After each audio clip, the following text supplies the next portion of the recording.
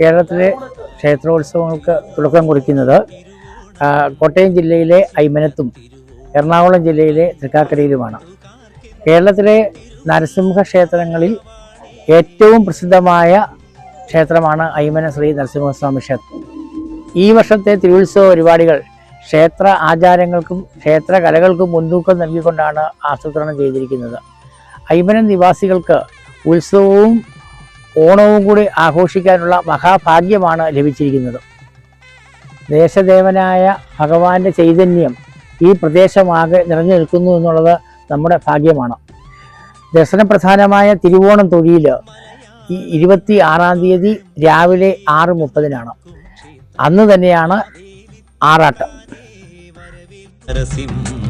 അവതാരം തിരുവോണം തിരുവോണം പൊന്നിൻ ചിങ്ങത്തിരുവോണം അയ്മനത്തുകാർക്കെന്നും തിരുവുത്സവരാവാണേ.